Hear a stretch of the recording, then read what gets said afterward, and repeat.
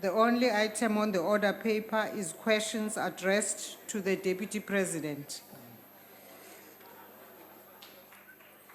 The first question has been asked by the Honorable Gungubele. The Honorable, the Deputy President. Thank you, Madam Speaker. Honorable members, various allegations have been made in the public domain, and much evidence has also been published about undue influence of some people who it has been found may well have had undue influence with regard to a number of institutions of government and state in relation to non-transparent appointments as well as procurement decisions. The allegations are clearly a matter of grave concern to many South Africans. State capture, it can be said in whatever form it takes, is abhorrent, and it is something that we all as South Africans should not and cannot tolerate.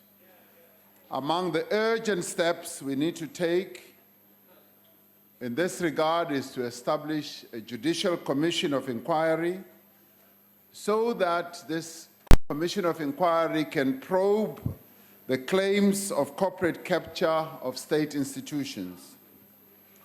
Now, President Jacob Zuma, who is the head of state and head of government, has the powers to establish such a commission in terms of Section 84F of the Constitution of the Republic of South Africa, and he has indicated that he is not opposed to the establishment of a commission of inquiry, and as we speak now, he is in the process of consulting his legal advisors to find ways of giving effect to this proposal. It is in the interests of all South Africans that the commission should be set up as quickly as possible so that all those who have evidence can present their evidence to a competent body, and those allegedly implicated should also have an opportunity to respond to the allegations that are being made against them. At the same time, it is critical that the law enforcement agencies give these allegations their full attention. We welcome the announcement by the Directorate for Priority Crime Investigation that they have already begun investigations in these matters. The veracity of the claims needs to be established. Where crimes have been committed, those responsible must be prosecuted and they must be brought to book. One of the important pillars of our democracy is this whole concept of the rule of law. It is important that South Africa should be a country that is regulated by the rule of law, and in matters like these, the law should be allowed to take its course without any fear or favor. Alongside this work, government is paying specific attention to strengthening the governance, the financial management, and the functioning of state-owned enterprises. The Interministerial Committee on SOEs, on the reform of SOEs, that is engaged in the implementation of various cabinet decisions that were taken last year. These include the adoption of a guideline for remuneration of key officials in state-owned enterprises, as well as the appointment of directors. And in this regard of state-owned enterprises, we are looking also at how we can bring the private sector to participate through a framework, particularly when it comes to infrastructure delivery. The IMC has also been overseeing a consultation process on a guide for the appointment of boards and the various executive officers, and to ensure consistency and transparency so as to reduce any form of opportunity for manipulation or bad influence. Consultation is also underway on a new government shareholder policy, which will result in an overarching SOE legislation, which will inevitably come to this Parliament. It is expected that this policy will improve our oversight on SOEs. It will also ensure more effective deployment and management of public resources and achieve better coordination with regard to the commercial as well as the social mandates of our state-owned enterprises.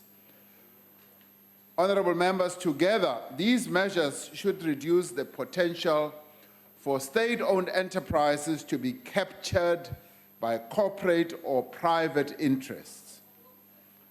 However, it is essential that we attend to the allegations that are currently in the public domain with the purpose and determination if we are to restore the confidence of our state-owned enterprises.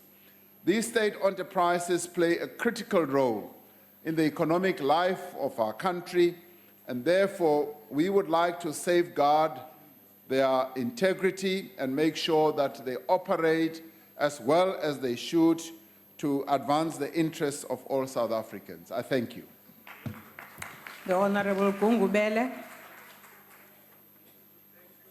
Speaker, I appreciate a helpful response by the Deputy President, but however, there is a view, Honorable Deputy President, that the pronouncement by our movement on the State Capture and Judicial Commission of Inquiry is a ploy to make it general or confuse the public protector's recommendation or render the process an endless one.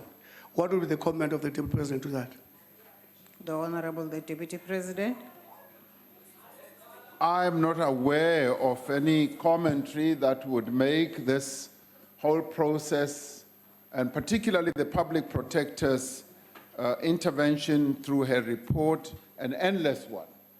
This process is supposed to be a focused process, and the important part of it is that once you appoint a judicial commission of inquiry, you're actually elevating the investigation of this whole issue of state capture.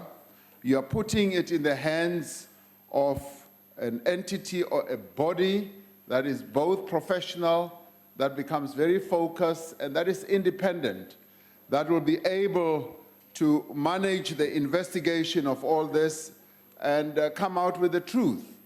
And obviously the terms of reference of this commission will guide what a judicial commission of inquiry will do, and we hope and trust that the terms of reference will be focused as well as broad enough to make sure that the whole issue of state capture is properly analyzed and investigated in all its ramifications, and make sure that the truth in the end does come out. And those who've been fingered should be able, in a very fair manner, to go and give evidence, to explain themselves, and that commission will be able to clear people's names, and if others are not cleared, then very obviously the consequences of the law should be able to take place. So the governing party, in my view, is not trying to make this process long or complicated. In fact, it wants it to be as focused as possible and to happen as quickly as possible. Now, the good thing is that this Judicial Commission of Inquiry proposal has not received any rejection from any quarter. From the President right throughout, it is supported, and all that remains to be done is the modalities of having it appointed. Thank you, Madam Speaker. The Honorable Swart. Thank you, Madam Speaker. Thank you, Deputy President, we from the ACDP welcome the commitment to fight state capture, and particularly the second leg of your answer. Whilst we appreciate the Commission of Inquiry, there is obviously a degree of urgency where there are allegations of money leaving the country, and that's why we welcome the fact of the Hawks and the NPA also investigating allegations of criminality. As we know, the Public Protector's report also referred allegations of criminality to these units. However, Deputy President, we are concerned about the allegations from the board chairperson of PRASA, Mr. Papa Molefe, who is now going to court, where he alleges that the Hawks did not investigate allegations of corruption over a period of 2 years. And I would ask you, Deputy President, how then, whilst we appreciate the need to urgently investigate criminality now and to investigate and prosecute, how can we ensure that the Hawks are not themselves captured in as much as they do not investigate the serious allegations? There is so overwhelming and compelling prima facie evidence that should be investigated and, when necessary, prosecuted. Thank you, Speaker. The Honorable the Deputy President. Thank you, Madam Speaker. If we live, as we do as South Africans, in a country that upholds and respects and embraces the rule of law, we should not be concerned that any state institution should act unfairly and should act outside the parameters of the law. And if, for instance, the chairperson of PRASA believes that the work that should have been done by the Hawks has not been done, he is fully entitled to approach the judiciary in our country, which is an independent institution, to get a declaratory order, to get some form of justice, and to have the matter properly addressed. So anybody, from a lowly citizen in our country to whoever else, they have that opportunity and the right.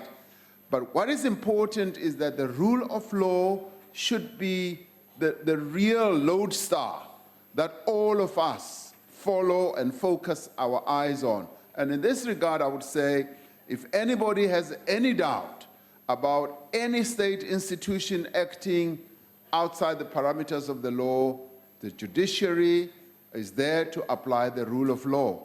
And in this regard, if the Hawks or any entity is sleeping on the job, the judiciary is there to help guide us and to help point the way forward.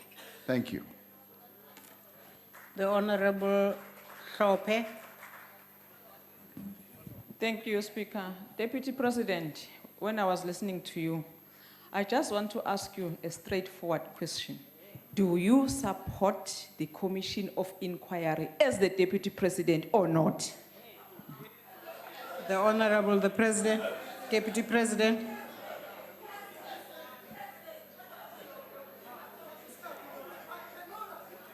Yes, I do. I have gone public, and I'll tell you the reason why I support it. I support a commission of inquiry into this matter because there are all these allegations that are being made all around. And truth be told, if there are allegations like these, whoever is affected should welcome the opportunity to go before an independent body and go and explain themselves, to clear their name, and to put their case before such a judicial inquiry. And I say everyone whose name has been bandied around or mentioned, and even those who have not been mentioned, and anybody who has any evidence should welcome the idea of going to that commission of inquiry and presenting themselves. So it is for that reason that I support it. And the other important reason, of course, it is important that those who have been mentioned should clear their names. I think it is important that they should have that opportunity to go to that commission to clear their names. Thank you very much. The Honorable Mainir.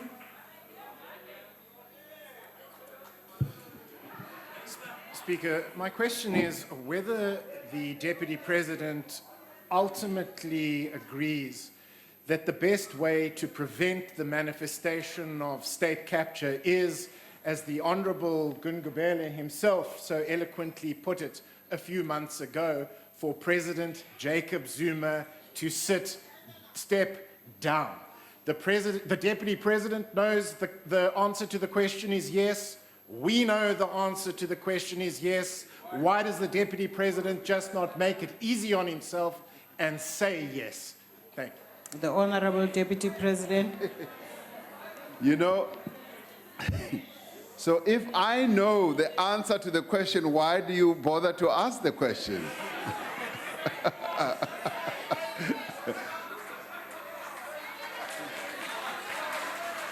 I think you should not be unfair to yourself. The Commission of Inquiry, as I said, and I don't want to repeat myself, is a great opportunity that all of us as South Africans should grab. And those whose names have been mentioned should also grab to go to the Commission and explain their actions or lack of action. And it affects everyone.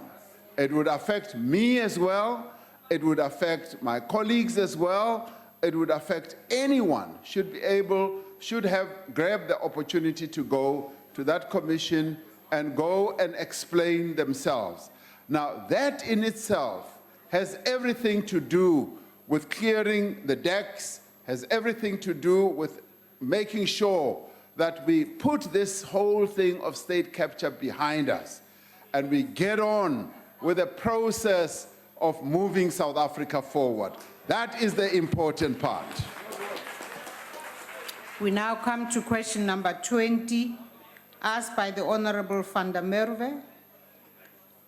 The Honorable the Deputy President. Thank you, Madam Speaker.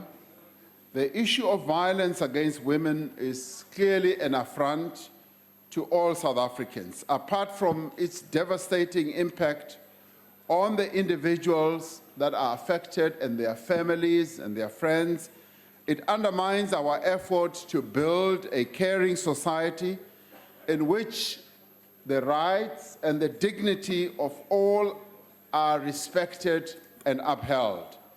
If we are to succeed in overcoming gender-based violence, we need to understand and effectively address its causes, and we also need to implement measures to reduce the potential for gender-based violence and ensure proper support for survivors and others as well. The National Development Plan aspires to create a society where the women and the young girls in our country can walk freely in the streets of our nation and children can play safely outside.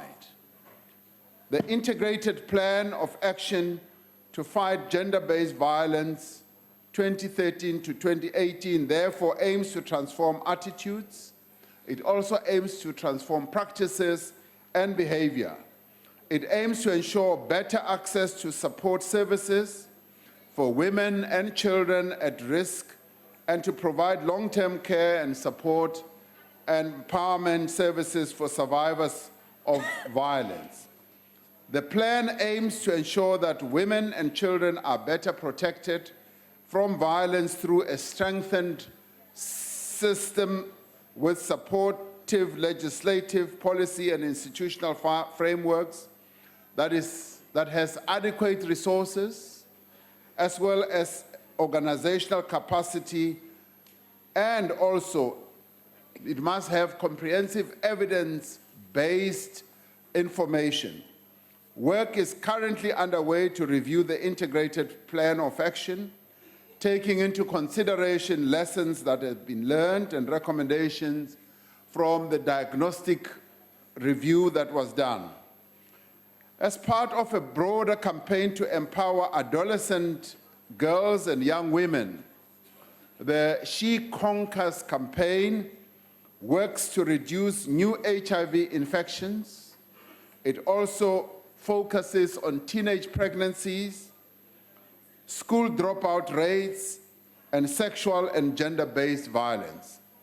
Government has also launched the National Dialogues on Violence Against Women, which are a mode of engagement with communities to find the reason for violence against women and children and develop common solutions.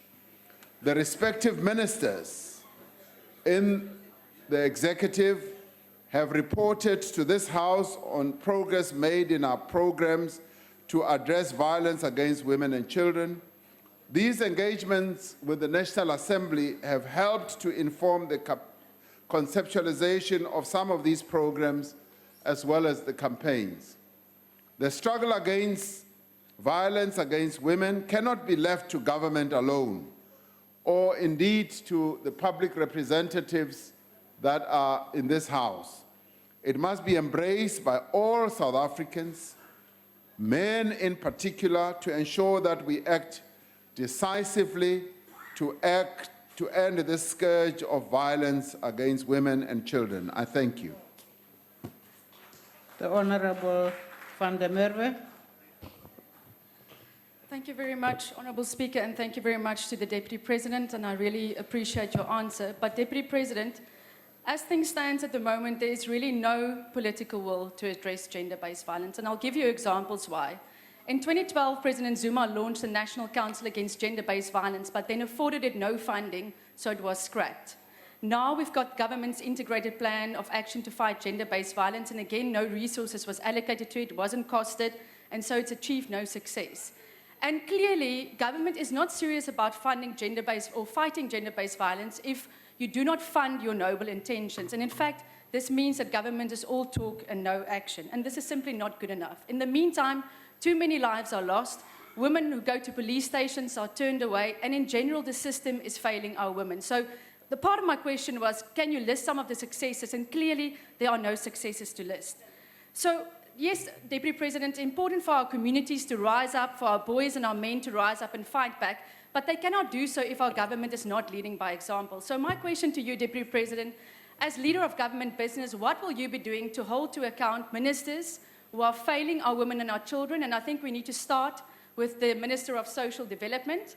And finally, it's very clear that this fight needs political will, it needs political leadership, and it needs resources. And can you give us the undertaking, because we know we won't be getting that from President Zuma, that you will take the lead in this fight, and that our cabinet will declare the onslaught against women and children a national crisis, and that you will finally give it the resources and attention it requires. I thank you. Honorable Deputy President. Honorable van der Merwe, you'll be pleased to know that the cabinet has been at work addressing this matter and has spent a considerable amount of time, and ministers through an IMC have also been engaged in finding solutions, embarking on actions that are going to reduce violence against women and children. Now, clearly, you are coming up with really laudable proposals. Political leadership is necessary.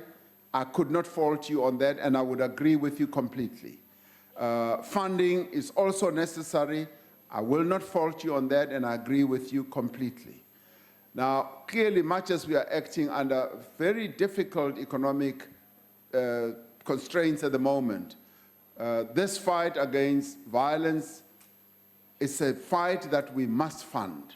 We must find money for it and make sure that it is properly funded. But at the same time, the work that we do to execute this will and this resolve that we have is done through a plethora of government departments. For instance, the South African Police Service, they do it on a dedicated basis, and they are rolling out offices in various police stations, which are going to make it much more conducive for victims of violence to be able to be properly counseled, to be properly cared for, and given the dignity that they deserve. Now, that is being done through the SAPS budget. Similarly, social welfare also has a budget dedicated to caring for victims of Violence, and indeed the Ministry of Women, and throughout the various departments of government, the work is getting done. Now, clearly, we need to double or redouble our resolve. We need to strengthen the various interventions that we are making, and this has been made very, very clear.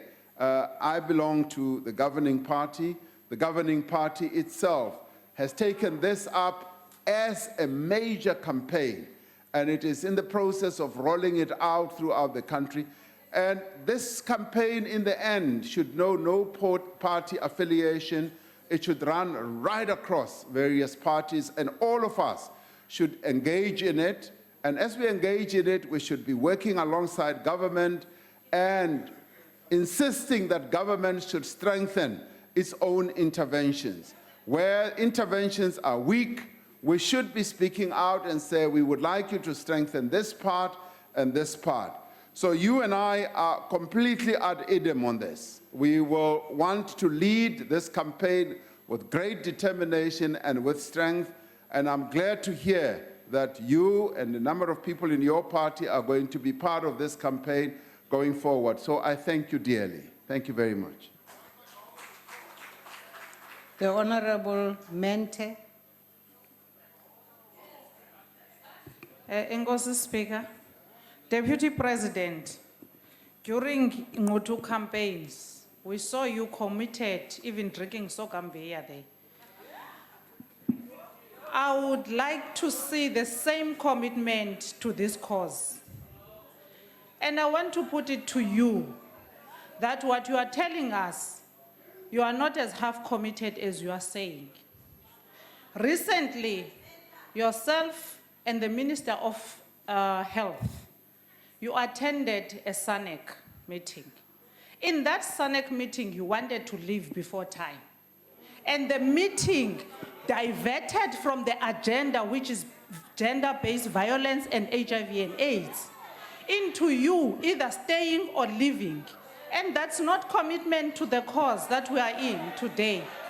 The violence against women is escalating at the levels that are very high, and we want protection. You are leader of governance. The ministers must learn from you. When you commit yourself, they will also be committed. But if you half commit yourself, they will not do the same. The Honorable, the Deputy President. Thank you, Honorable Speaker. I explained very well my reason for leaving the SANEC meeting. That was well explained. And let me immediately say the majority of people who were there were very understanding for the reason for my departure. Now, only one person raised an issue, and I said I'd like to have a discussion with her.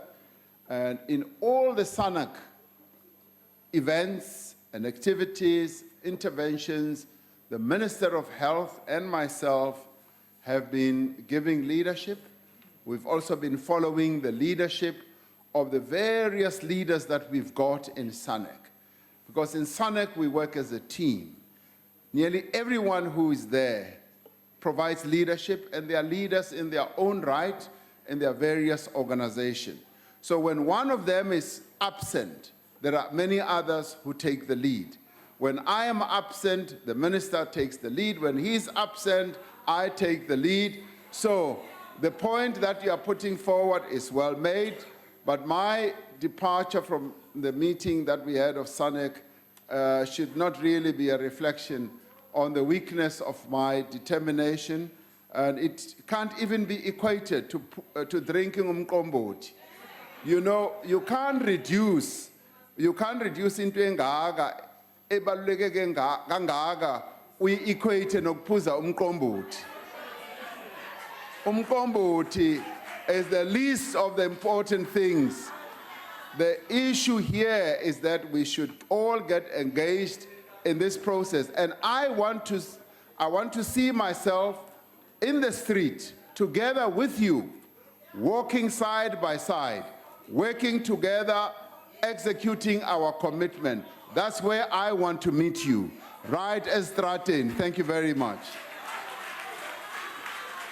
The Honorable Kubisa.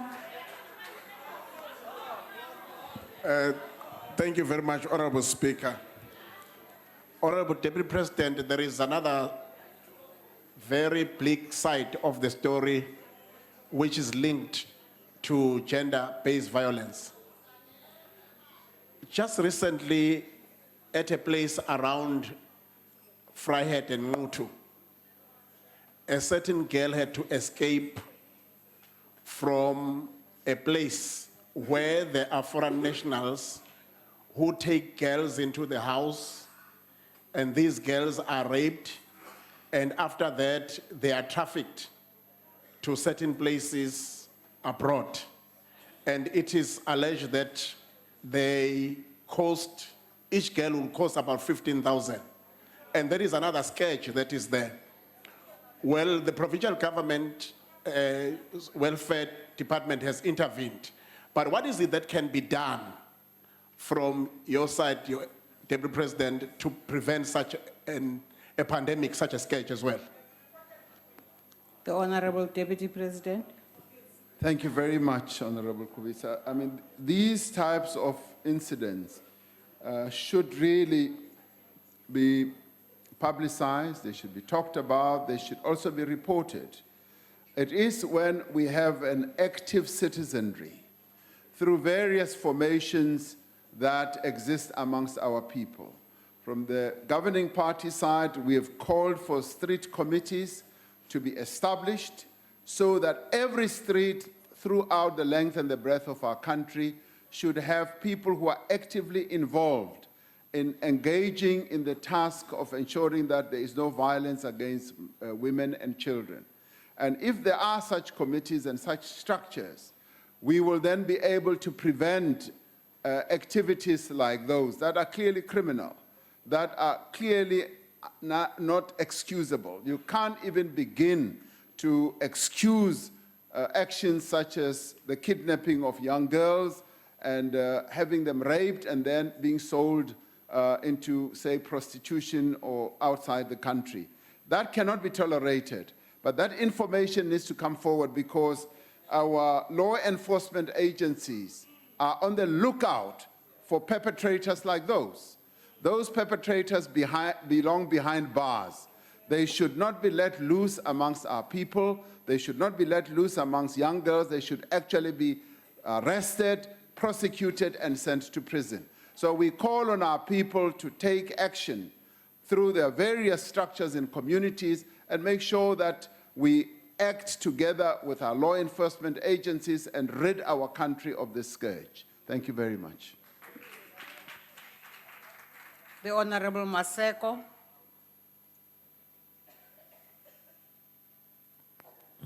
Thank you very much, Madam Speaker. And thank you very much, Your Excellency, the Deputy President, for elaborating on that question by Honorable van der Merwe and subsequent questions. Given your delegated responsibilities as Deputy President and in your engagement with communities and stakeholders in some of the forums that you belong to or you're heading, how can these engagement with them ensure that there's buy-in, there's education, there's commitment of these stakeholders and communities in fighting the scourge of the gender-based violence and ensuring that human rights for all are respected and upheld? Thank you, Mr. President. The Honorable Deputy President. Thank you, Honorable Speaker. The best way is to never stop talking about this matter.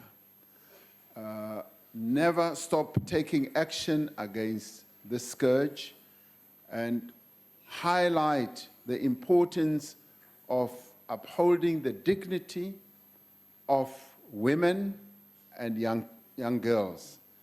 But through the various structures, such as the one I referred to, the She Conquers campaign, it is focused on young women and adolescent girls.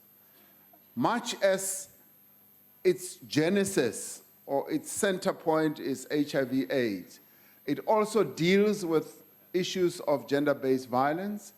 It also deals with say, the economic disempowerment of women. It also deals with poverty issues, because quite a bit of these scourges are really driven by poverty and the inequality that continues to persist in our country. It also deals with issues of education, also deals with issues of lack of jobs. So a combination of all these problems are then addressed through a campaign like She Conquers. And indeed, there are quite a number of other campaigns that are being led by various departments in government. The important thing is that all of us as leaders, we must not let up. We must continue to talk about this matter, and particularly focus on certain special groups in society, men and young men, because those are the ones that we need to reach out to, so that they fully understand that respect of women, ensuring that we respect their dignity and their human rights, should be the order of the day in our country. So if we all spread the message, each one of us as leaders, we will then be able to reach out to those people and change behavior, change the thinking, and change or raise the level of consciousness of as many South Africans as we possibly can. Thank you very much.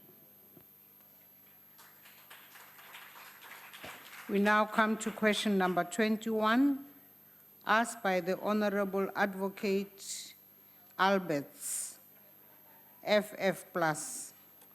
The Deputy President. Honorable Speaker, the challenge of ensuring that employees in our country in both the public and the private sector are adequately cared for in relation to retirement is currently confronting not only our country, but a number of countries around the world. Due to advances in healthcare, many people who are pensioners are tending to live longer than a generation ago.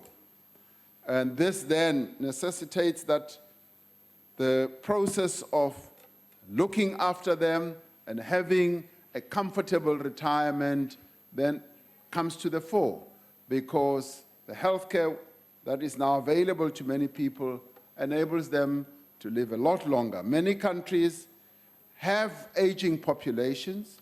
South Africa has the additional challenge of widespread poverty and also is burdened by a high level of unemployment and inequality, an inequality that is racialized for that matter, with significant historical discrepancies in pension arrangements for black and white South Africans.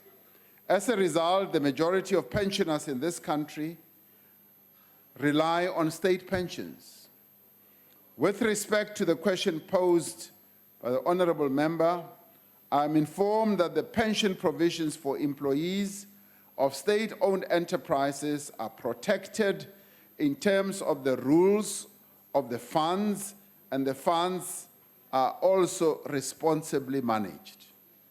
I'm aware of long-standing challenges with regards to pensioners that are part of the Transport Pension Fund and the Transnet Second Defined Benefit Fund.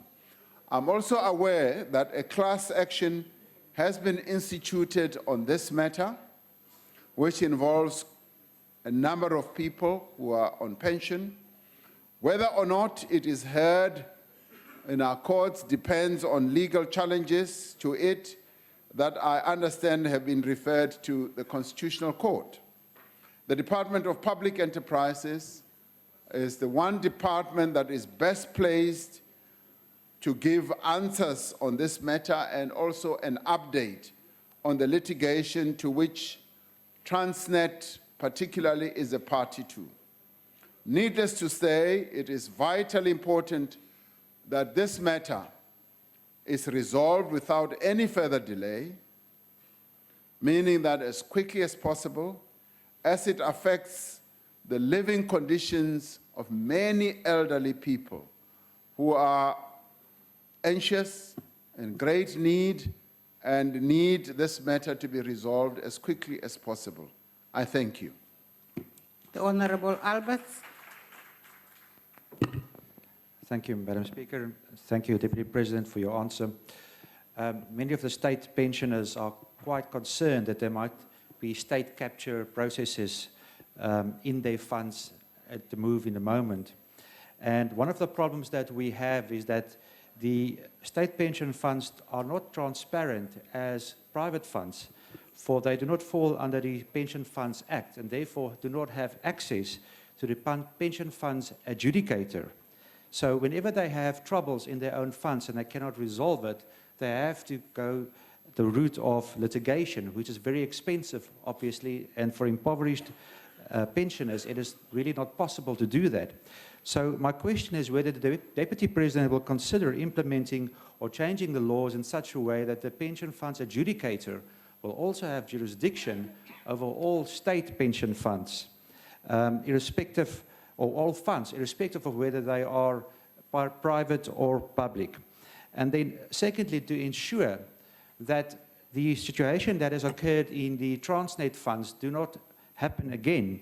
For most of those pensioners are earning less, or actually an average of 2,500 Rand a month, which is less than the amount that you basically set for a basic income.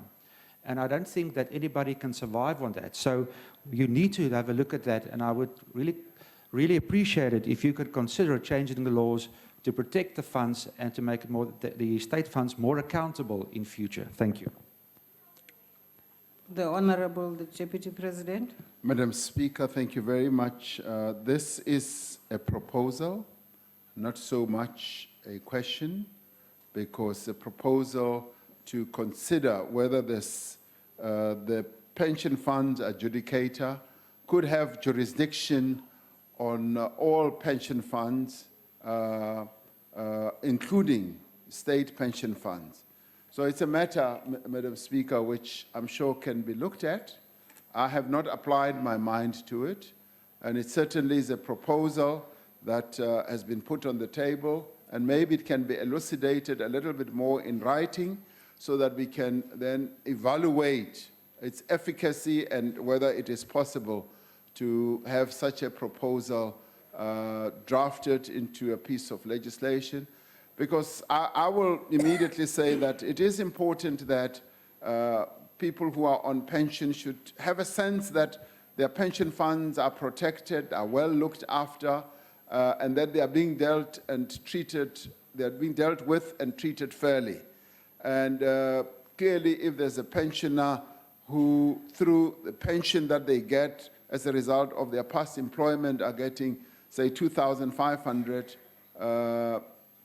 that needs to be examined in the light of the pension fund rules and the pension funds in their own pension. So it's a matter that I would not be able to give an adjudication on. And you refer to the basic income. We refer to it as the national minimum wage, which, yes, if a pension fund that some people get is 2,500, would be less than the national minimum wage that we put in place. So all those matters need to be looked at. And so it's quite a lot of work that can be done, but I welcome a positive proposal that can be examined and taken forward. Thank you very much. The Honorable Mazzoni. Thank you, Speaker. Thank you, Deputy President. Deputy President, there's been a lot of speculation in media reports about the safety of the government employee pension fund. And I think that we, even as members of parliament, we are very concerned. Many of us are, I'm luckily not one of them quite yet, but many of us are reaching retirement age. And people are deeply concerned. Honourable Pando, you're nowhere near retirement age yet. But I think that it's fair for us to say that we are concerned, and we should be concerned for all our fellow government employees. Deputy President, I'd like you to give an assurance to this House today that under no circumstance will the government employee pension fund be used or be allowed to be used, regardless of the rules of the pension fund, to bail out any of the embattled state-owned entities because that is the threat that's being made, and it's something that worries not only us as 400 MPs, but thousands of people across the country who are going to count on this pension fund to be their security in their old age. So we need you as leader of government business to give us the assurance that this pension fund won't be used to bail out a state-owned entity. The Honourable, the Deputy President. Thank you, Madam Speaker. What I think one can say is that clearly the GPEF, the Government Employees Pension Fund, which is managed by the PIC, will always make sure that the funds of the pension fund contributors are safe, are well managed, and as they have always been well managed, from time I became aware of the PIC. The PIC some years ago was just worth R500 million,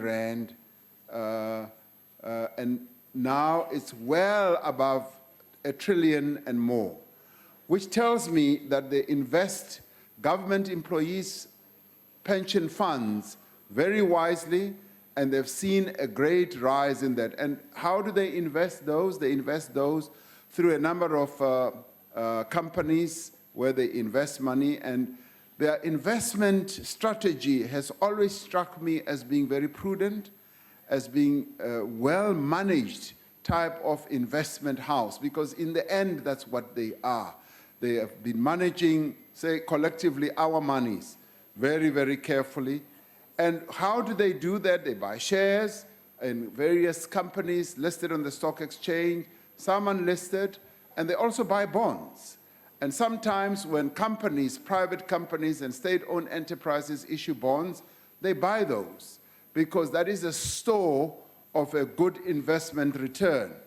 Now, if a state-owned enterprise issues a bond and Sanlam, Old Mutual, or whoever, or some fund overseas buys a bond like that, the PIC, which manages our money, could also feel that they should also put some money in.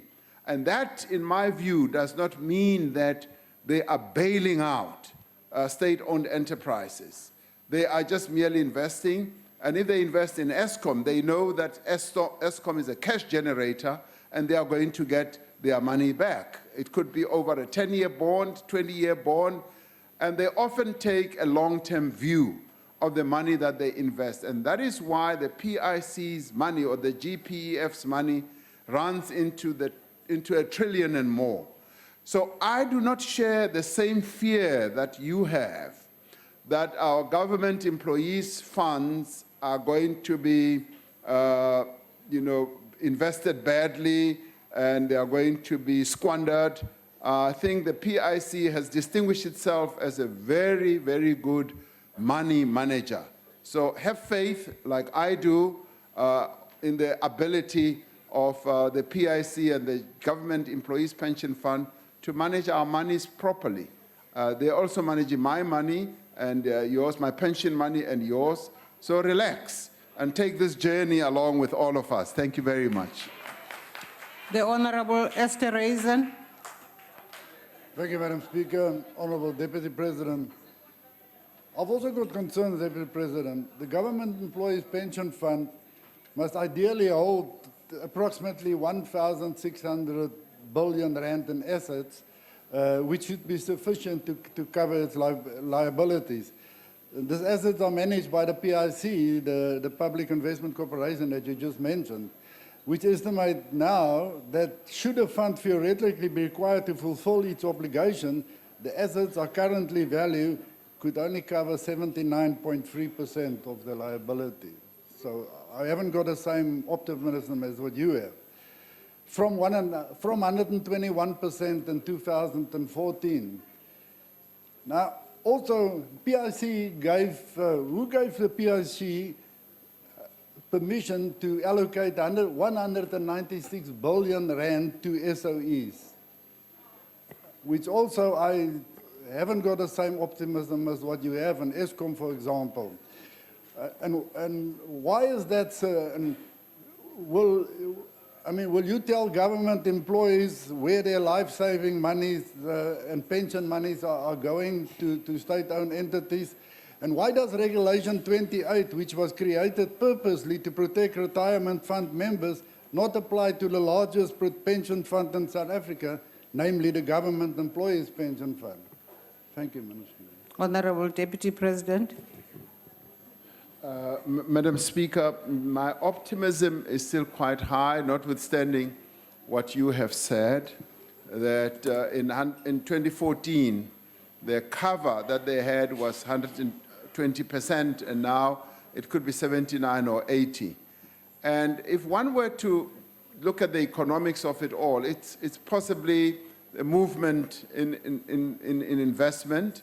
Right now, the stock market is on at a lower level. And in 2014, we were riding highs that many people had never seen before.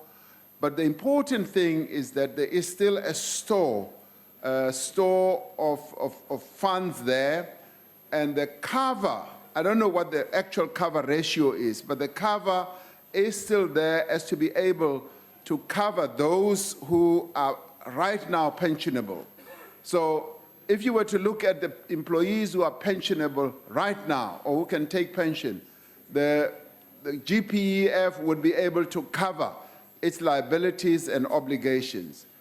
And if you study the world of pension funds and these retirement companies, you'll find that sometimes they are below cover and sometimes they are above the cover, and they ride with the wave of how the market moves.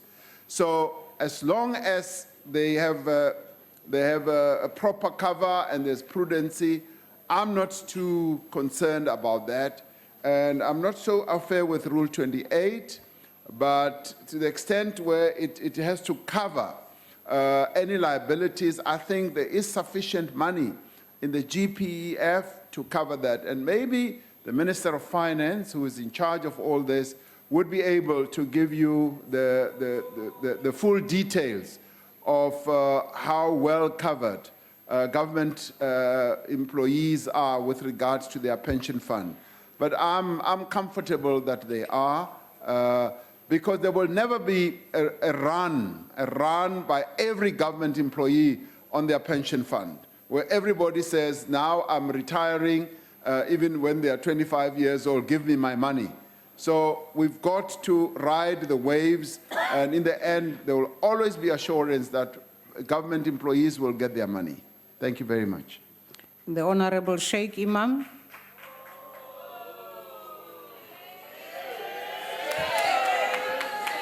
Thank you. Thank you, Honorable Speaker. Deputy President, my question is twofold.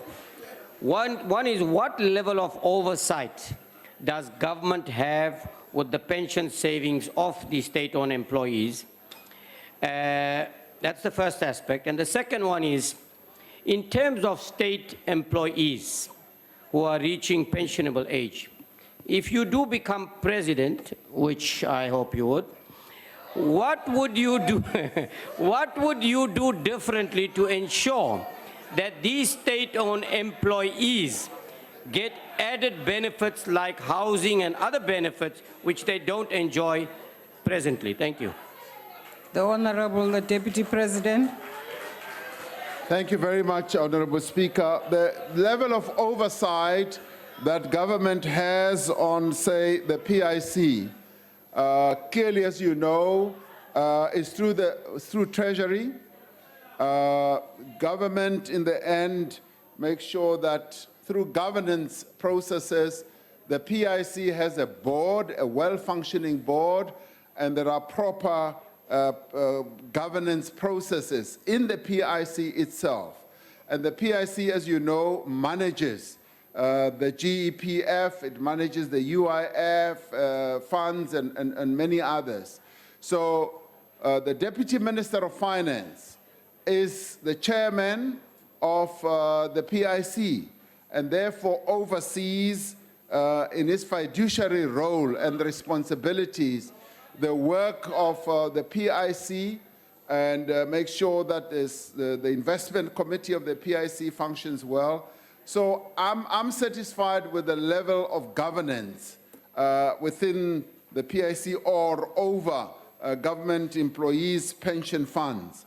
It is there and it functions well. In relation to the issues such as housing, I think you are raising a very interesting matter. I visited Singapore a few months ago, and I found something that is really admirable. Government employees belong to a pension fund on a compulsory basis, and the contribution also helps them to get housing loans. And as a result, in Singapore, nearly all government employees have housing because they use their pension fund money as collateral, if you like, to get loans to be able to get houses.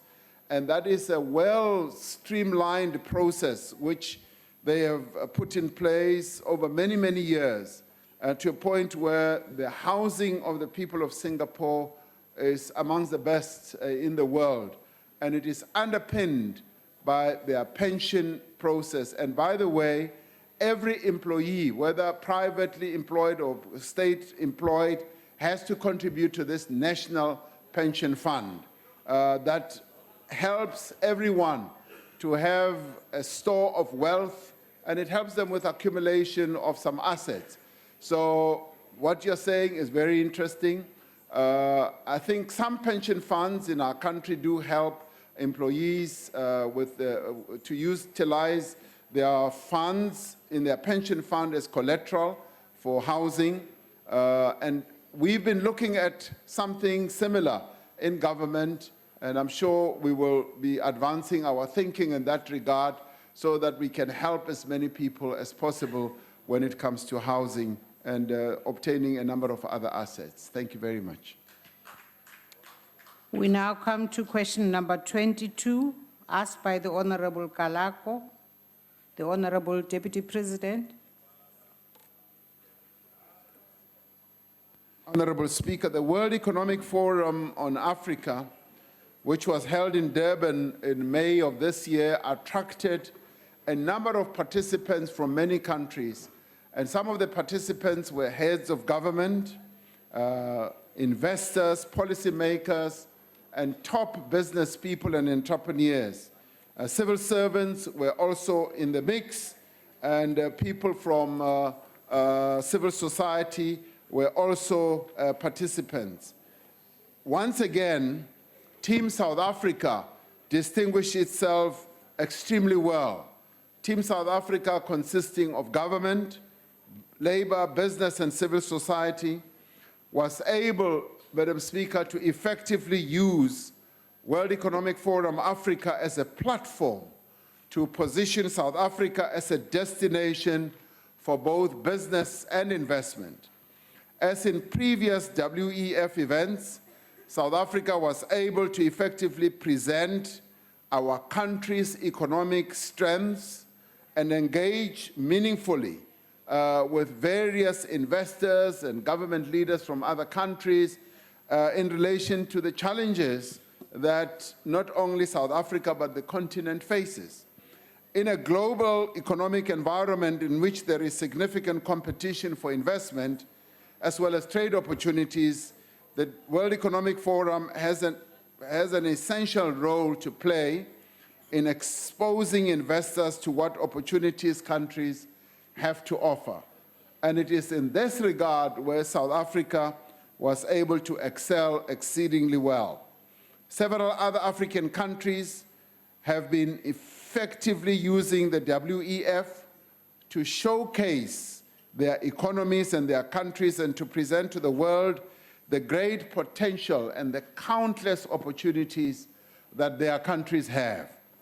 The WEF Africa meeting also provides an opportunity to deliberate on a number of issues, including challenges facing the continent at both economic and a social level, and the measures that we are taking to address them. There was a particular focus on creating conditions that are necessary for diversification of Africa's economies, the expansion of energy generating capacity, as well as the rollout of infrastructure throughout the continent in the form of roads, in the form of railways, as well as building waterways. South Africa's experience in its renewable energy independent power producers program was considered with particular interest by a number of investors. I mean, they could not stop talking about the excellent level of proficiency that we have reached in this regard.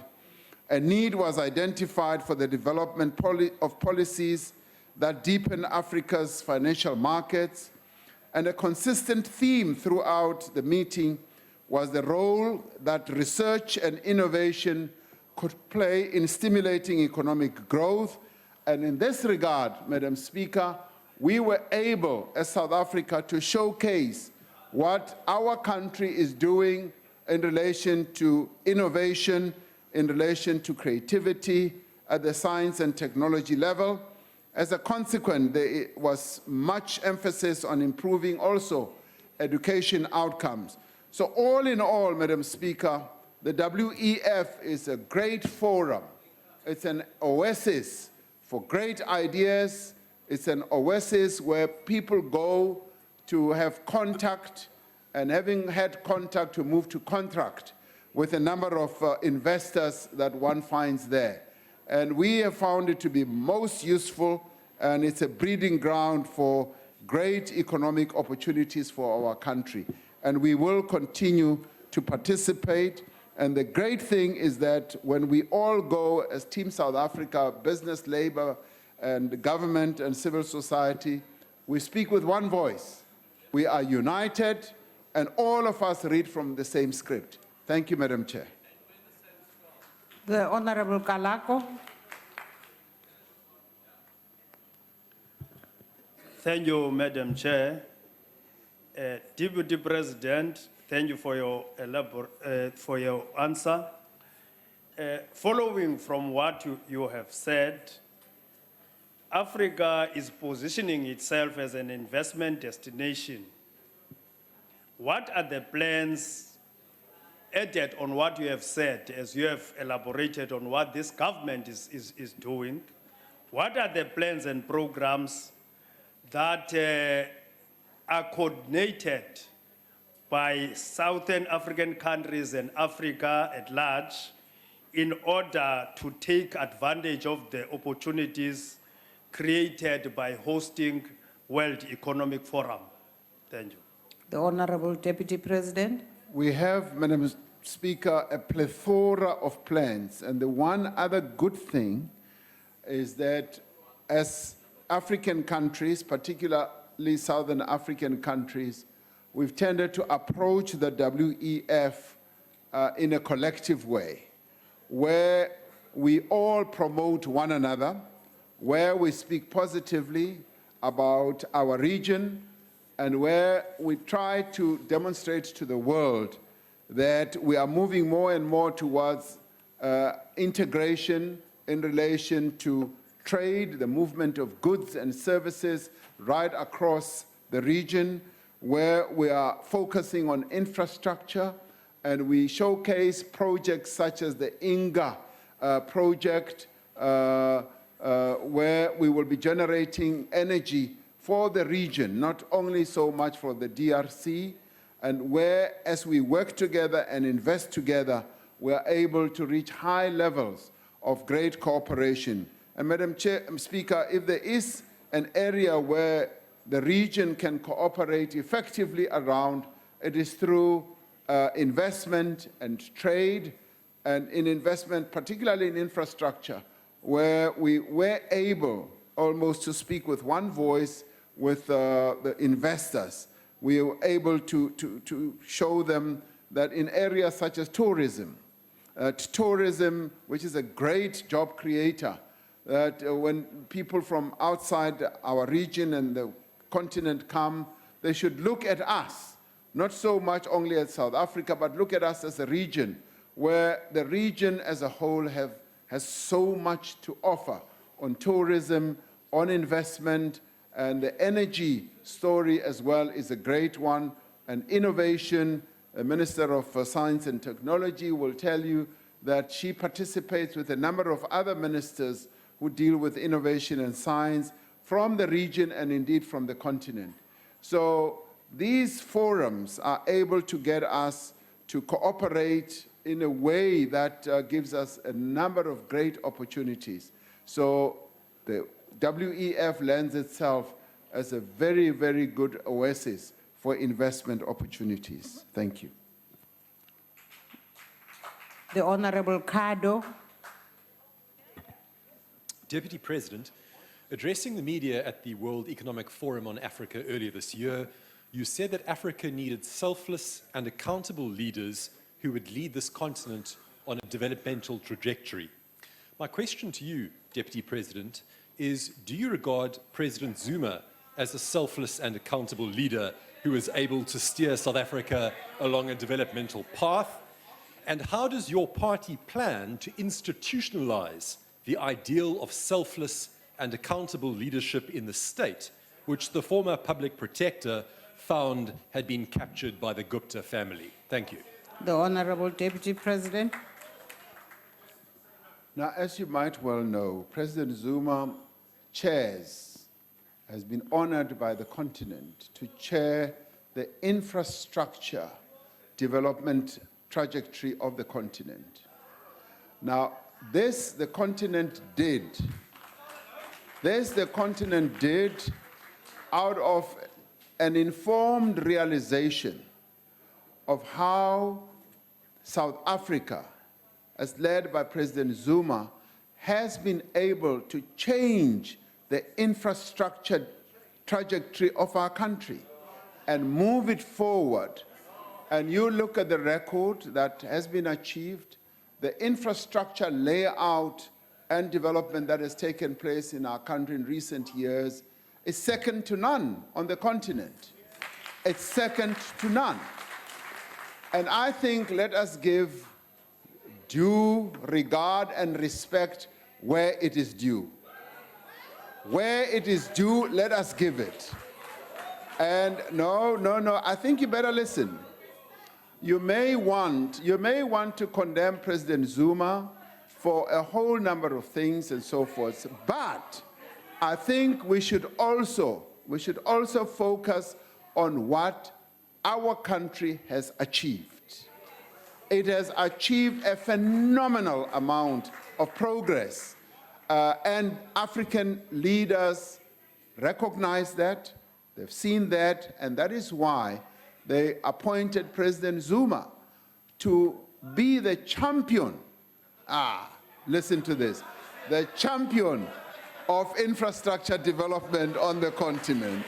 Yeah? So I think recognize that. And how do we plan to institutionalize good leadership? The governing party has its own processes. Like any other party, like your party has its own processes. They may be great, they may be weak, they may be flawed, but I'm the last one to condemn you for the processes that you have in your party, which I may think are really, really bad and rotten. But I will not do so.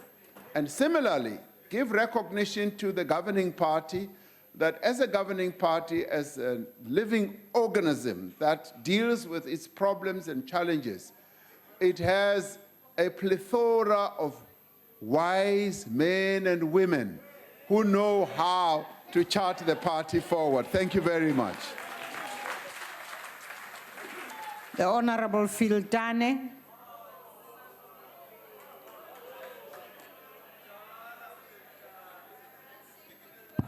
Thank you, Honorable Chair. Good afternoon, Mr. Deputy President. Deputy President, through you, Chair, if I was present at this conference, I would have felt ashamed as a South African when the Department of Public Works made a trip to China just to get a paltry $4 million for its programs. Now, think about that. It's a world forum. There's South Africa going to China to get $4 million a same. Now, compare that with the situation whereby there's very little intra-Africa trade. We jump the oceans and we go to other countries overseas.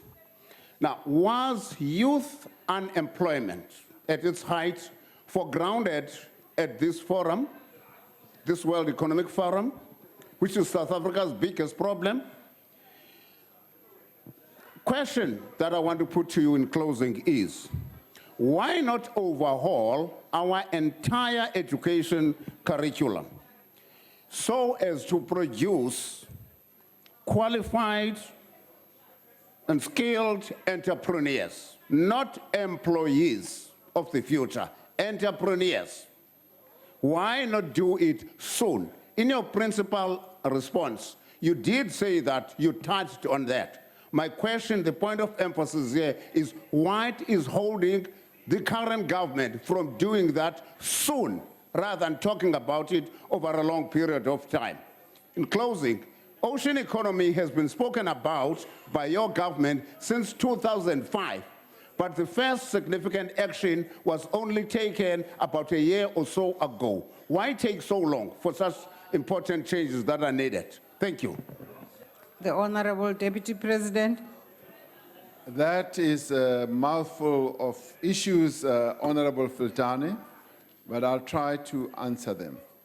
I think we should not look down on efforts that are made by our colleagues, even if they go to China or any country and come back with $4 million. $4 million in our life is 4 times almost 13.5 or 13.6. And that is a start. I was told that this was a start, and this is like lento bayibiza ukuthi uvula umlomo. Uvula ngayo umlomo, and thereafter kuzawulandela enye imali ngaphezu kwaleyo. So don't look down upon initiatives like that.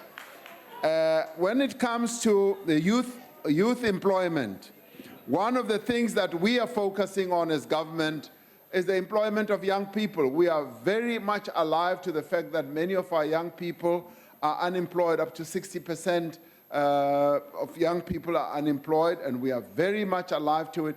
And that is why we are forming partnerships with those who would be able to create jobs for young people. Our state-owned enterprises are opening up opportunities for learnerships and mentorship. So that is being done. We are appealing to the private sector to do the same. We are working and finalizing a project through which 1 million young people will be brought into learnerships and mentorships by a number of companies throughout the country over a 3-year period. That is 330,000 every year for the next 3 years, which can also be rolled out in the coming years. Now, that should never be looked down upon. So we are making every effort. If you talk to any of the ministers, people who sit on the cabinet here, they will tell you that they have youth employment project focused initiatives so that they are working on trying to see how best young people can be brought into employment, into being introduced into the world of work. We are doing precisely that. Now, entrepreneurship is obviously a very important aspect of our economic trajectory. We're trying to promote entrepreneurship, the growth of entrepreneurs as much as we possibly can. But let's also be clear, not everyone can be an entrepreneur. So there are people that can be entrepreneurs. We want to create a conducive environment for them to be able to be creative, to become entrepreneurs and be successful entrepreneurs. The Department of Small Business is focusing on that. And some people have even said, introduce in the curriculum entrepreneurship as a discipline for learning. And I find that very attractive. I support it completely. and that matter is obviously going to be looked at. The ocean's economy, I don't know how far you are from the ocean, because if you are close to the ocean and the various nodal points in our country, remember we've got a 3,000 length ocean that surrounds our country, and in a number of the ports and harbors that we have, there's a lot of activity taking place. We're also focusing on aquaculture and a number of other disciplines that the ocean gives rise to. So much work is being done. Since we held our ocean economy Pakisa, it has spawned a number of initiatives, and we've got a number of investment opportunities. And Honorable Filtane, you will be pleased to hear that many of those are underpinned by dollars and pounds and Deutsche Marks, and people want to come and invest here, and not $4 million, $400 million and above. I thought that would make you smile, and I'm glad to have made you happy as I finalize answering your question. Thank you very much. The Honorable Nkomo. Thank you very much, Madam Speaker. Ndolibonga mandabo Deputy President. Ndimaseara. I think the Deputy President, Wamba Ngauri, you have made contacts and contracts in this World Economic Forum. Renere IFP rekotodo deiba kanar kuumbelo wudzisauri.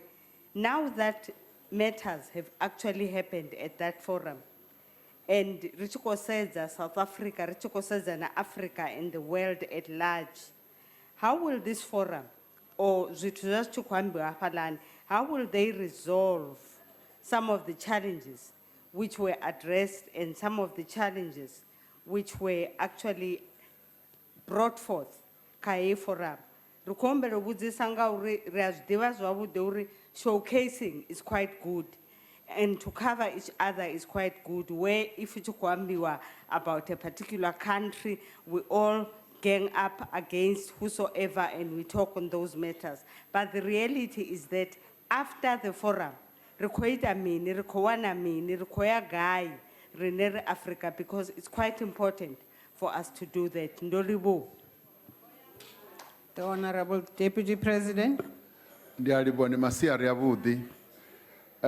Ndi libua mbudziso yavo ngauri ndikoibona ichikolingedza uri irise hapo ka uamba nga zvera zviwana ka hei World Economic Forum. Zvera zviwana ndi zwinji. Atingoda ngeno ndolugisa zote dziphendulo dzote. Ndingakona uri ndivatalutshedze nga limwe ḓuvha uri hone ro wana mini ka hei World Economic Forum. Ngauri ndo amba ngauri vhathu kha dzi conference hedzi noni vha kona u ṱangana. Vha ri vho ṱangana, vha ambisane, vha tshi fhedza u ambisana, ri wane uri vha kona uri vha vhe na zwine vha zwi phetha vha ri hezwi ndi zwine ra ḓo kona u zwi ita, ri ḓo ḓisa tshelede ngafha hafha South Africa, ri khou ṱoḓa uri ri dzhene kha hei industry, i nga vha dzi mine, i nga vha dzi factory, i nga vha dzi energy dza ḓuvha kana dza muya, kha zwoṱhe zwezwo. Ndi zwinzhi zwe zwa ambiwa ngazwo kha hei World Economic Forum, zwine zwa vha zwithu zwavhuḓi kha riṋe vhathu vha fhano Afrika Tshipembe, zwine zwa ḓo kona uri zwi ise ikonomi yashu phanḓa. So ndi nga kona uri ndi vha ṱalutshedze nga tshifhinga tshiḓaho uri hone ro wana mini, ngauri a ri sokou ya kha hedzi dzi conference u sokou u sumbedza vhathu uri ro naka u swika gai. Ri ya ri tshi khou isa zwine ra nga kona u zwi ita navho uri ri sumbedzane uri ikonomi yashu ri nga isa hani phanḓa. So when we go to these conferences, we just don't go to show our pretty faces. We go with a clear intention of winning business opportunities, investment opportunities for our beloved Republic of South Africa. We don't just go to meet people and have meals and drink wine.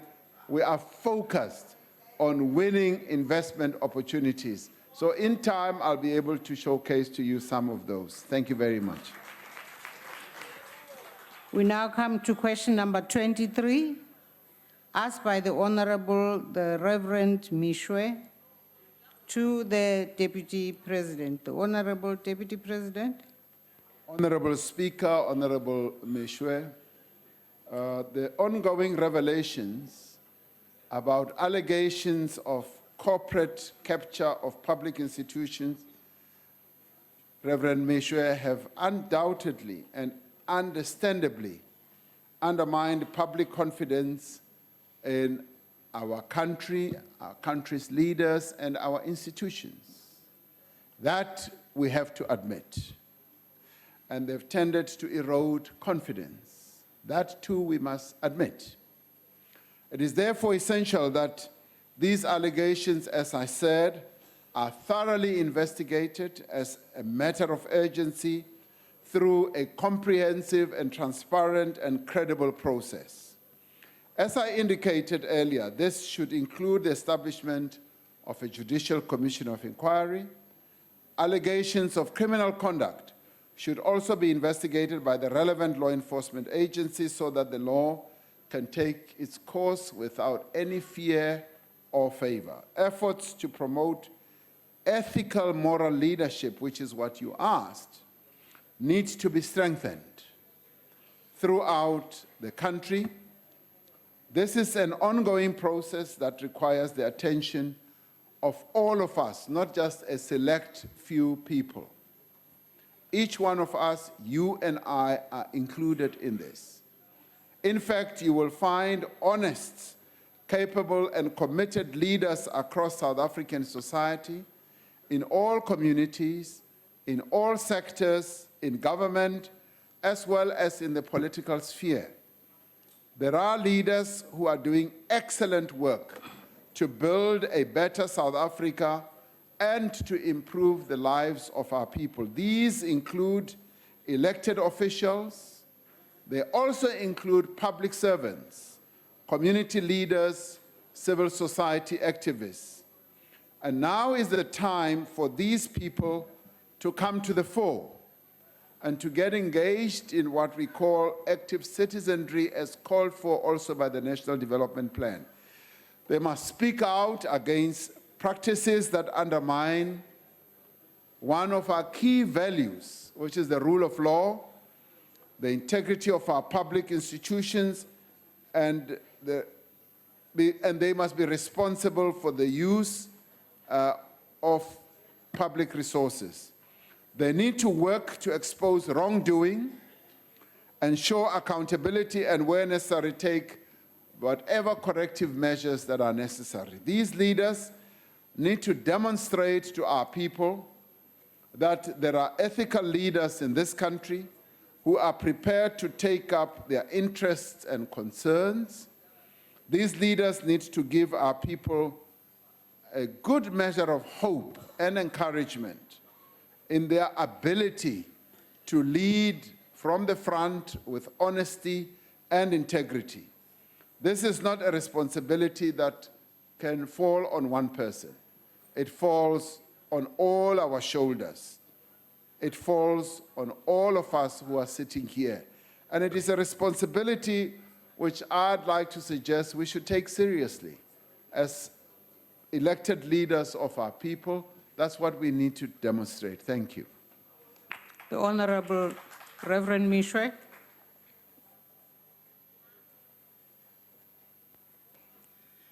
Thank you, Speaker and Deputy President. We often hear of political leaders who step down from office due to scandals and corruption caused by their lack of moral integrity, particularly in the USA, Europe, Asia, and so on. But in Africa, this is not the case. Voters who do not seem to care about integrity in leadership allow corrupt leaders to remain in office. Our own government has ministers who also have allegations of corruption hanging over their heads, but who choose to remain in office. President Zuma, who is said to have about 783 allegations of corruption against him, is one example. During your days, Deputy President, as the leader of the student Christian movement in Teflup, you always insisted on ethical leadership. Is that still your position? If yes, how are you helping your colleagues in cabinet, including the president, to be bastion of ethical leadership? I'm sure you'll remember, Deputy President, that when Mr. Mandela was still the president, one day he challenged members of their house and he said, young people out there need leaders of integrity, so members of parliament should be such. So my question to you about this is, are you willing to take that responsibility of challenging these members of parliament to be good role models to young people out there and always overcome the temptation to be corrupt? Thank you. The Honorable Deputy President. Honorable Speaker, Reverend Michel came short of telling you that we were together at the University of the North. And I was the chairman of the Student Christian Movement, and he was my dedicated follower.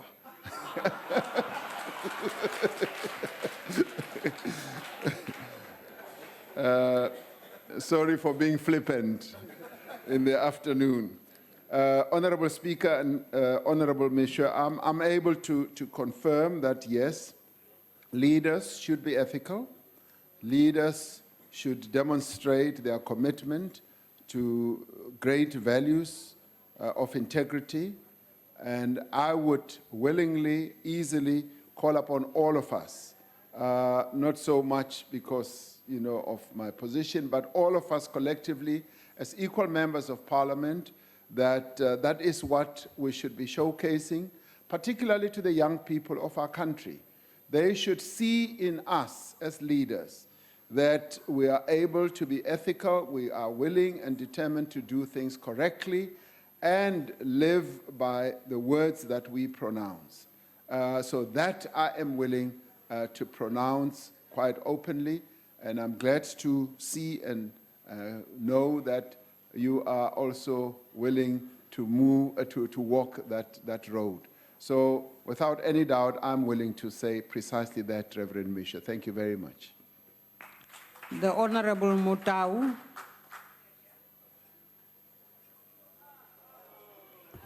Deputy President Nda, let me see if we can put some flesh on this issue that you just raised.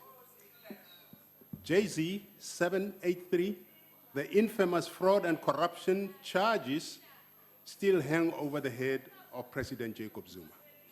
The stench of the Nkandla scandal refuses to go away. The devastating Concord judgment against the president remains a dark cloud over his misleadership. All these blemishes bear testimony to the absence of ethical, moral, and just leadership at the highest level in your government. Does the Deputy President believe South Africa can extricate itself from the ethical and moral decay highlighted by Mr. Kgalema Motlanthe with the current government leadership? If yes, how? The Honorable Deputy President. I think, Honorable Speaker, with great respect, thank you.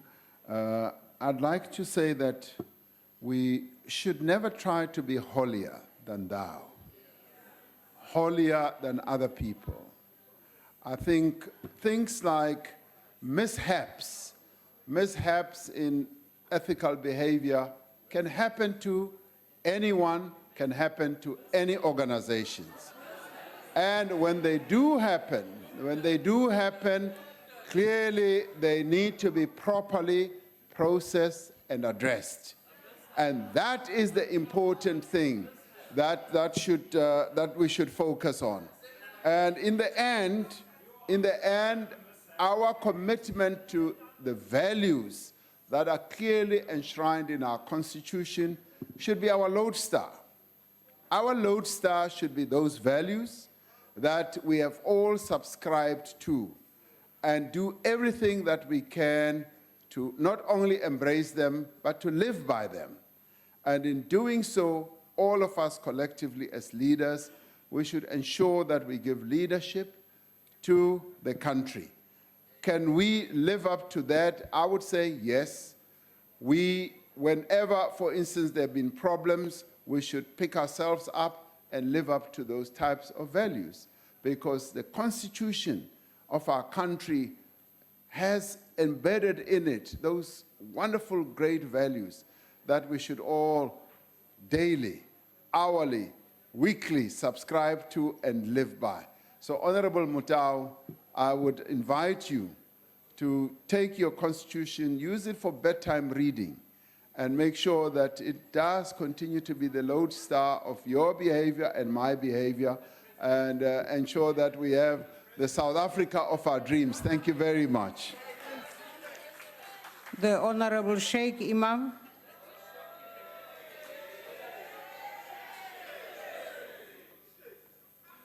Thank you very much, Honorable Speaker. Deputy President, I must agree with you.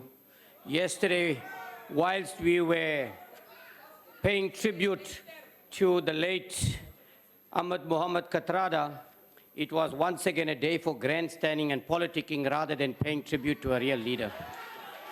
As if these challenges don't exist in other parties. And you know there's the latest, another corruption scam with computers in the Western Cape with Helen, so you know that.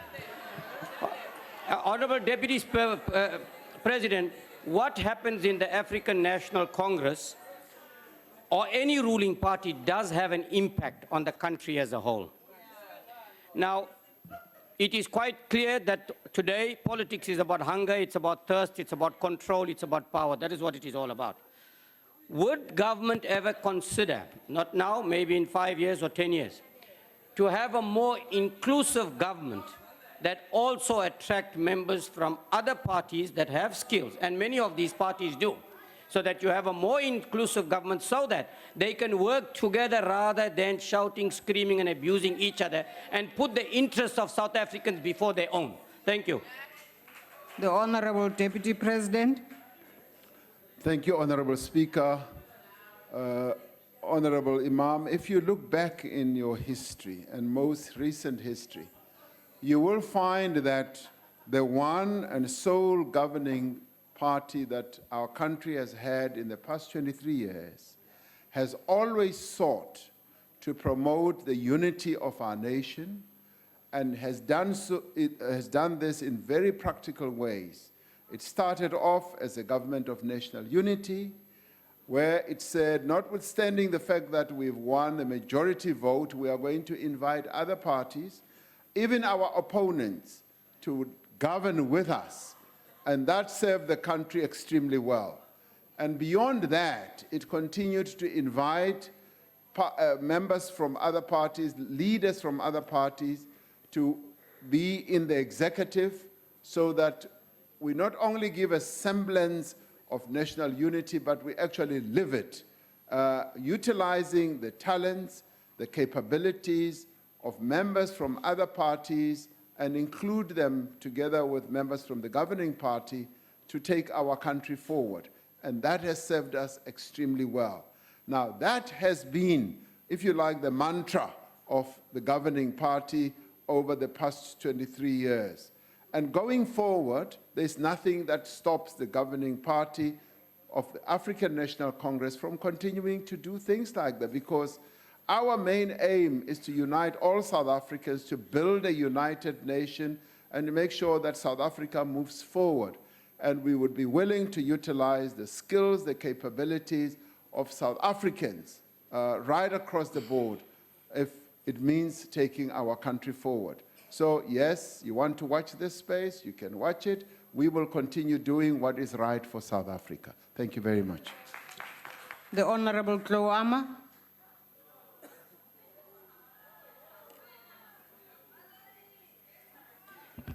Thank you, Honorable Speaker. Honorable Deputy President, you sound like you are flogging a dead horse. The brutal truth is you are also losing your integrity.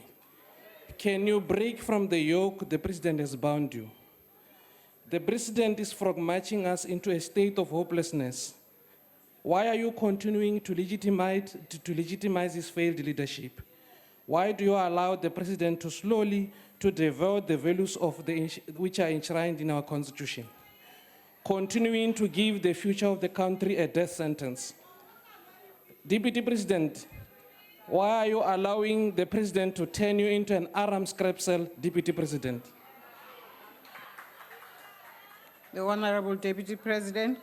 Madam Speaker, I don't know what the actual question is.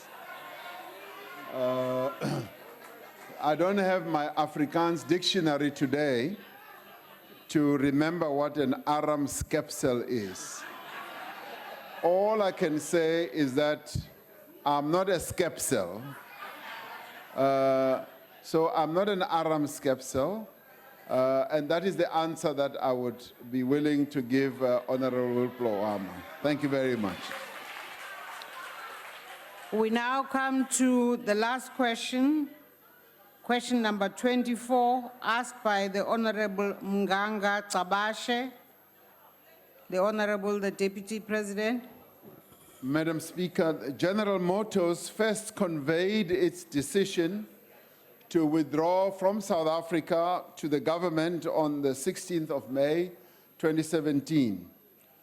And 2 days before the workforce was informed, and the company made a public statement to this effect. General Motors indicated at the time that the company was in advanced negotiations regarding the sale of some of General Motors' assets to Isuzu. General Motors' decision comes on the back of sustained efforts by government in recent years to assist the company. The company informs us that it has not performed well in the domestic market recently, both in terms of production and sales, the manner and the timing of the decision to withdraw from South Africa did not allow any meaningful intervention prior to the decision. Nevertheless, an urgent process has been put in place by the Department of Trade and Industry to engage both General Motors and Isuzu with a view to ensure everything possible is done to support the production of the Isuzu vehicles in South Africa. They will also explore the possibility that a new investor can take over the part of the General Motors facility not sold to Isuzu to produce other vehicles, possibly in another market segment or as a contract manager. An announcement will be made in this regard in due course. The lesson, Madam Speaker, which emerges from all this experience is that the global automotive industry is a highly dynamic and competitive market in which companies make decisions that are based on global strategies and considerations. We are told that the decision by General Motors is informed by its global strategy, which includes exiting other markets such as Australia and India.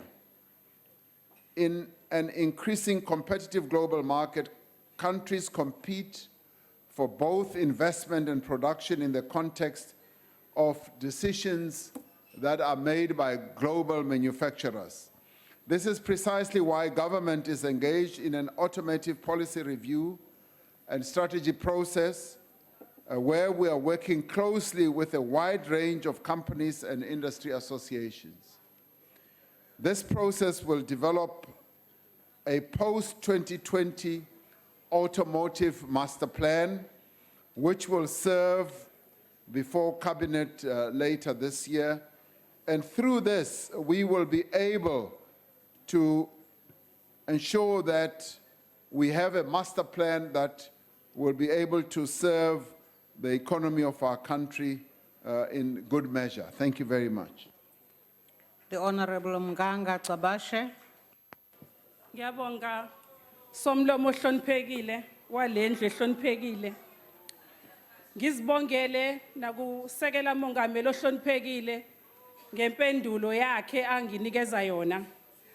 Kodwa ke sekela mongameli Yini enye engenziwa uhulumeni ukusiza bonke abasebenzi abangase noma balahlekelwe imisebenzi ngenxa yokuthi asibanga khona isikhathi esanele sokuxoxisana cephelezi ama-negotiations. Honorable Deputy President, is there any penalty to this company for such a behavior within the automotive industry policy to prevent, or any existing policy related to that, to prevent a repeat of the similar situation? Ngizibongele somlomo mama. The Honorable Deputy President.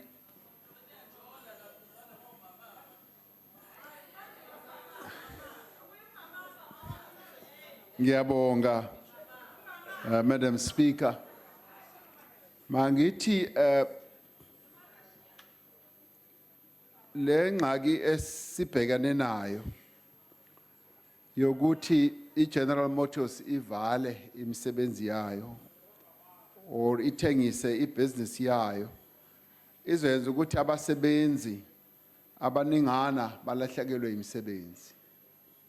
Into esiphatha kabi ke leyo ngoba into esifunayo ukuthi abasebenzi ba kuleli lakithi bangalahlekelwa imisebenzi.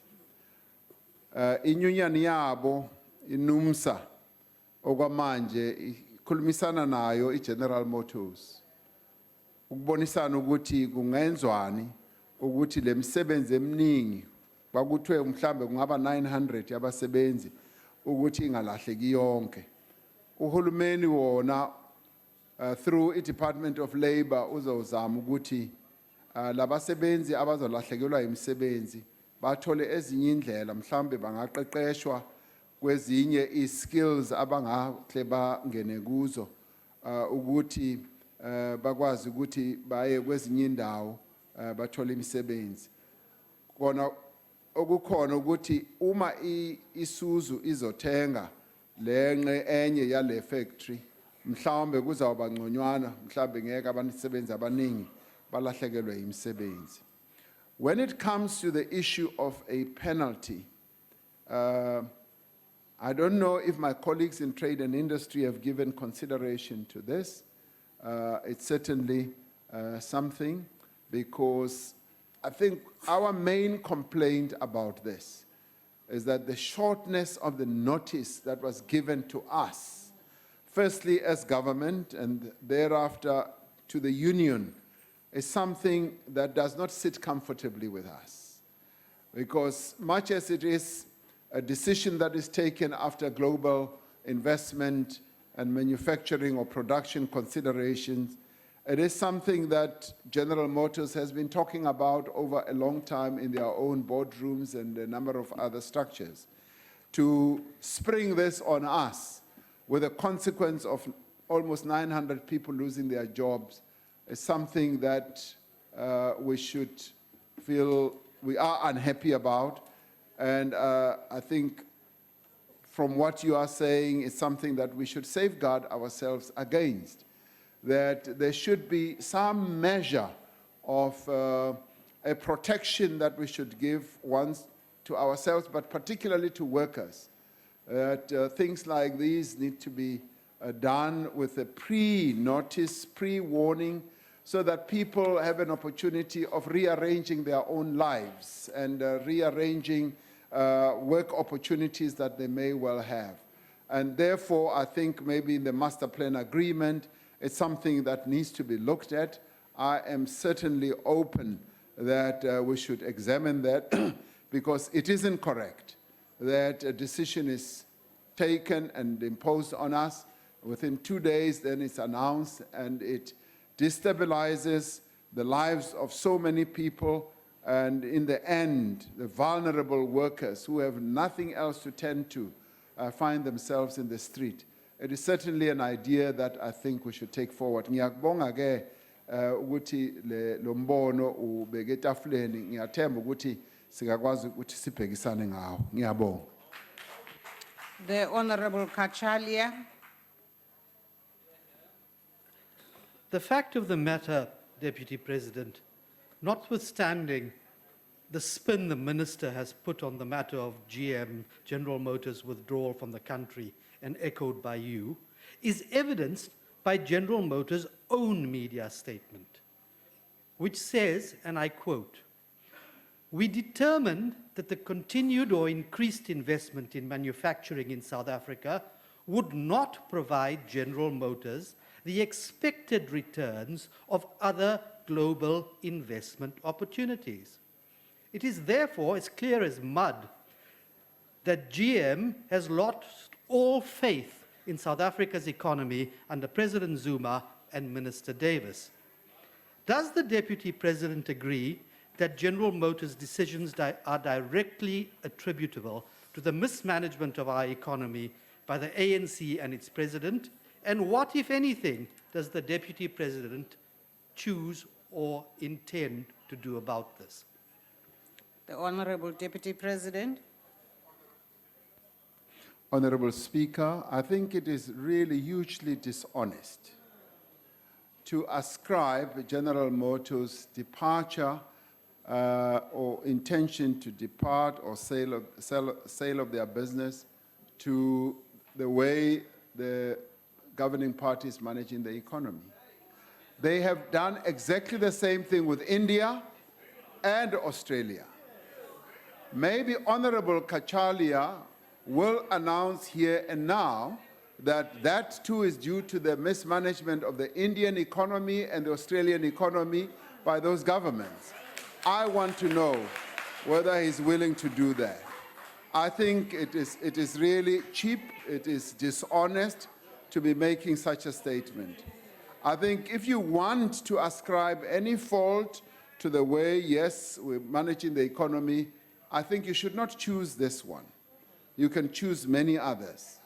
And that having been said, South Africa stands out throughout the world as one of the best investment destinations for the automotive industry. We have in this country Mercedes-Benz, we have in this country Toyota, we have in this country BMW, we have in this country, you name them, they all come here. Why do they come here? They come here because we've created a good investment climate, an environment. They also come here because we've got skilled workers. The workers in the automotive industry in this country, they build and create the best Mercedes-Benzes that are exported to the United States, my friend. That is what we do in this country. And in a number of cases, they've won awards that far exceed even German workers. South African workers go to Germany to go and showcase their capability in creating a very good Mercedes. I don't know what car you drive. Maybe if you drive a BMW and a Mercedes car, you will know that it's been built by South African workers, and it is a very good car. So we have a very good investment climate, and none of the automotive investors will ascribe those types of reasons that you're putting forward to their investment decisions.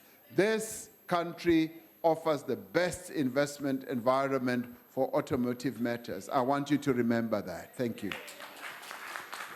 The Honorable Esther Raisin. Thank you, Madam Speaker. Deputy President, I agree GM's decision to withdraw was purely a business cutback from their part. As a matter of fact, the automobile industry is by far receiving more grants and more incentives than any other industry in South Africa, so I have to agree with you. The MIDP, the Motor Industrial Development Program, is also a success in this country. But you will agree, sir, the excessive cost of vehicle cuts across not only families, but also through the industry, because every business needs vehicles to do their business. Why then allow mostly middle-class taxpayers to maintain the industrial list huge profit margins? And I will give you an example. The automotive and industrial policy, which forces us to pay nearly double the international market price for vehicles and prohibits South Africa to import cheaper, in other words, used roadworthy vehicles from overseas? And why do we pay import duties and on taxes and then taxes again on the duties for car accessories? Government will impose a 100%... Honourable Member, your time for the follow-up question has expired.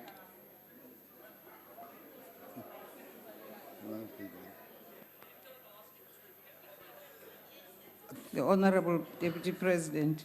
Thank you, Madam Speaker.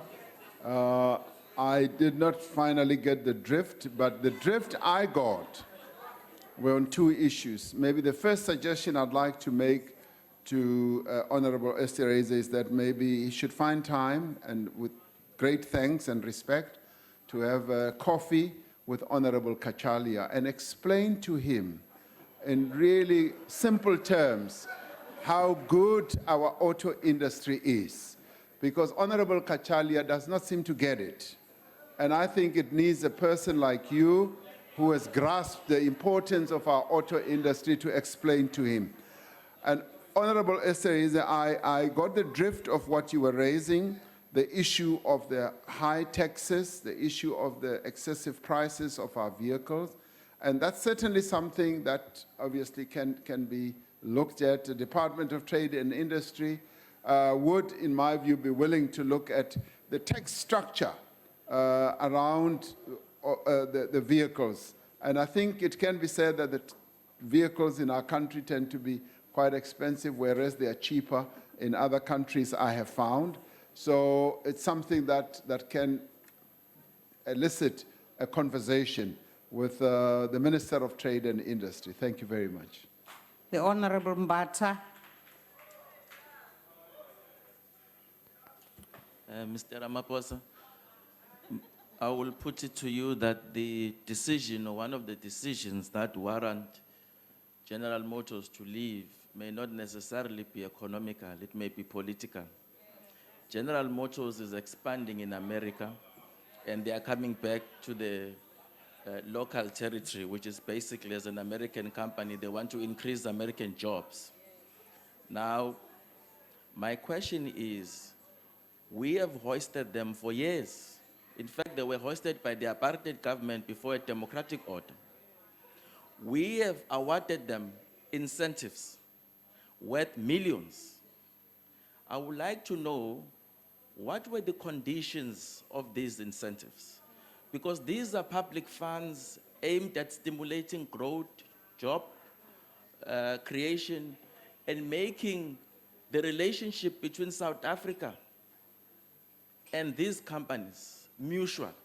It cannot be that out of those agreements, somebody can just pack and go unilaterally. The Honourable, the Deputy President. I didn't quite get the question, but the tail end of it, the tail end of it. Can I repeat the question? No. Yeah, but why you say no, you got Honourable Mbata. Honourable Mbata, please. Proceed, DP.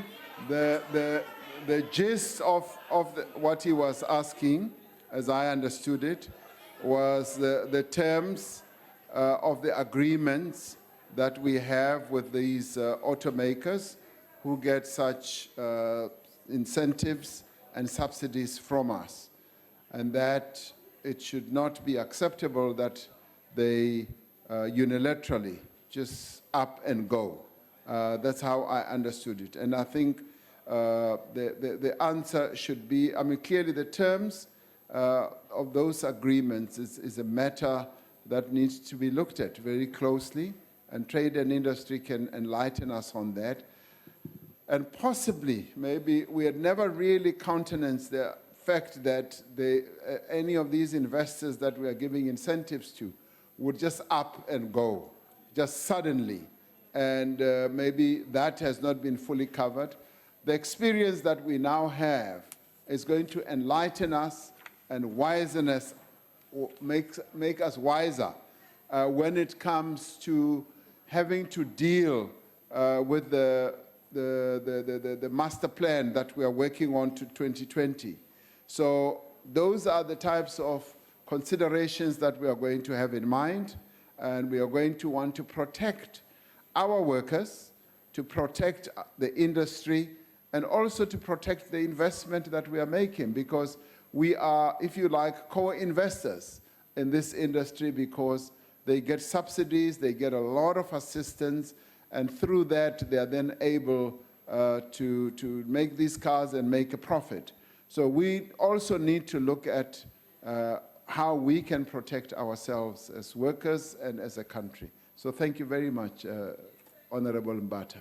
We'll take it up. Thank you. That concludes questions to the Deputy President. I thank the Honorable Deputy President. That also concludes the business for the day, and the House is adjourned.